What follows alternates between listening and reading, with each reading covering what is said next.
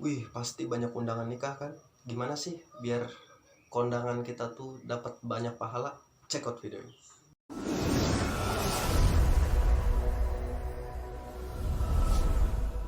Assalamualaikum warahmatullahi wabarakatuh. Jumpa lagi dengan saya Bayu Septian. Kali ini kita akan bahas masalah yang lagi banyak di bulan ini, yaitu undangan nikah. Nah, ngomongin kondangan, sebenarnya kita itu sering gak nyadar kalau banyak hal yang kita langgar ketika kondangan. Alhasil kita nggak dapat pahala yang banyak, justru malah cenderung ke arah maksiat. Kita semua pasti mau kan kondangan kita tuh dapat pahala yang banyak, sekaligus ngurangin maksiat yang kadang sering kita lakuin gak sadar. Apa aja sih tipsnya? Saya akan bahas di sini. Jadi usahain tonton sampai habis. Dari awal, saya akan bahas dari awal sampai akhir kondangan. Tips yang pertama yaitu adalah pakaian. Pastinya kalau kita mau kondangan kita nentuin dulu pakaiannya kan. Nah, untuk tips yang pertama ini, usahain pakaiannya itu jangan yang membuka aurat. Kalau perempuan usahain pakai hijab, pakaian yang gak ketat. Kalau laki-laki usahain jangan pakai celana yang di atas lutut, atau yang ketat juga jangan. Pokoknya usahain tampilannya itu syar'i lah. Nah, banyak yang salah nih, maksud dari tampilan syar'i itu harus selalu gamis, padahal enggak. Syar'i itu artinya aurat kita tuh nggak kelihatan, ya.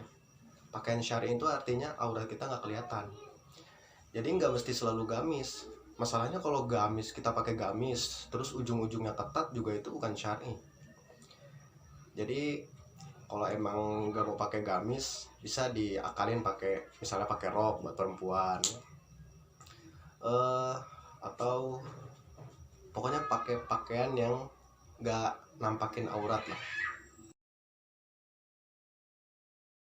Nah, tips kedua itu adalah jangan bersalaman kalau bukan mahram. Oke, mahram itu apa sih? Nah, bisa teman-teman lihat di sini. Jadi kalau kita bersalaman dengan yang bukan mahram, usahain kita jauhin.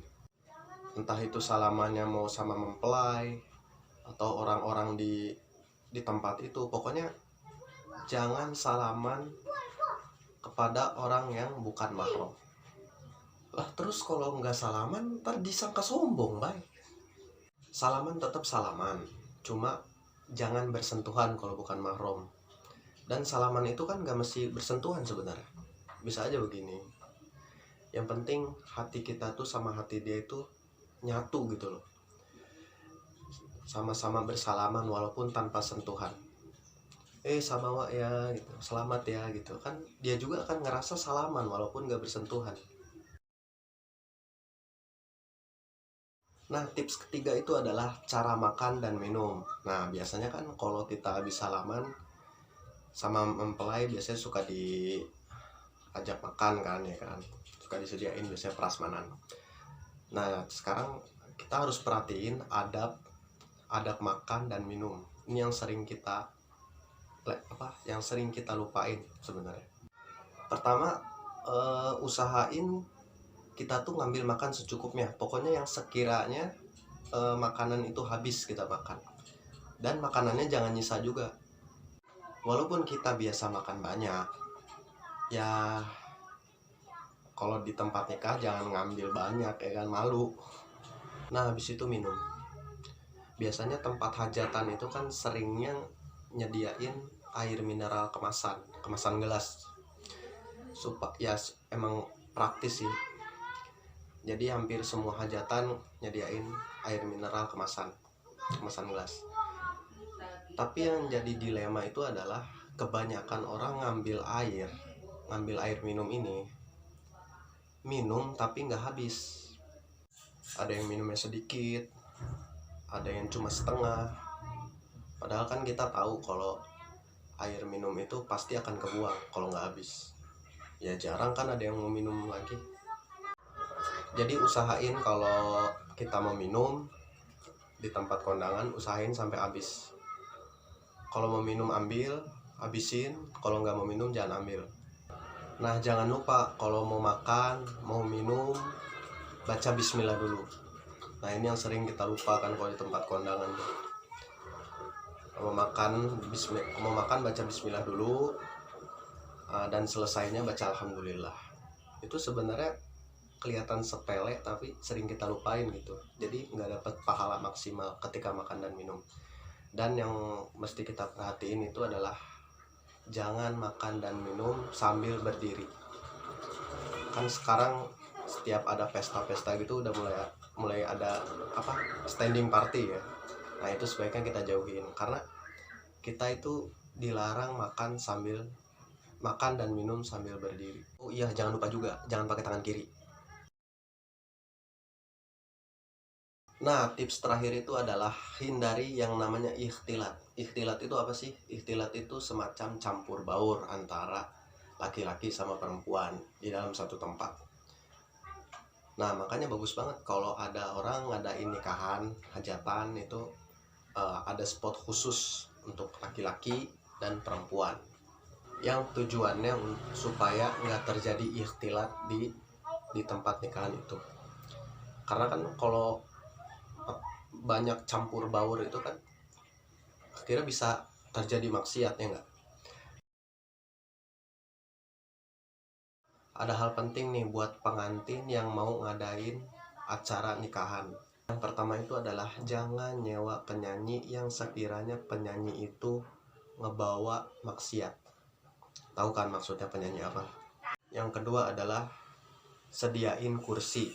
Nah, itu artinya jangan ngadain pernikahan dengan standing party. Yang ketiga, usahain nggak ada ikhtilat di acara nikahan kita. Seperti yang tadi dibilang, makanya bagus banget kalau kita nyediain spot khusus laki-laki sama spot khusus perempuan. Soalnya kan semua itu kita lakuin supaya ngehindarin yang namanya maksiat di acara nikahan kita. Karena kan kita nikah itu untuk memulai hidup baru dengan seseorang. Masa ketika kita memulai dengan acara nikahan itu dimulai dengan maksiat di dalamnya? Bayangin aja ketika kita ngadain acara nikah, terus di dalamnya banyak maksiat, misalnya nyetel musik dan ada biduannya yang cakep, seksi, menggoda dan lain-lain gitu. Akhirnya kan semua orang terlibat dosa di situ, dan kita juga akan kebagian dosanya karena kita jadi pelopor, kita jadi fasilitator misalnya gitu ya, fasilitator dosa gitu. Juga jangan ngadain standing party yang seperti yang tadi dibilang ya. Nah, terus ini seru nih, banyak orang yang ngejamak sholat supaya takut make upnya luntur karena wudhu gitu loh. Nah, ini kan lucu gitu ya, ninggalin sholat karena nikahan gitu. Oke, itulah tips dari saya masalah kondangan dan juga seputar acara hajatan. Nah, kalau teman-teman ada kritik dan saran atau penjelasan saya yang keliru, bisa komen di kolom komentar di bawah, karena kritik dan saran dari teman-teman apapun itu sangat berguna banget buat saya. Semoga video singkat saya ini bermanfaat. Wassalamualaikum warahmatullahi wabarakatuh.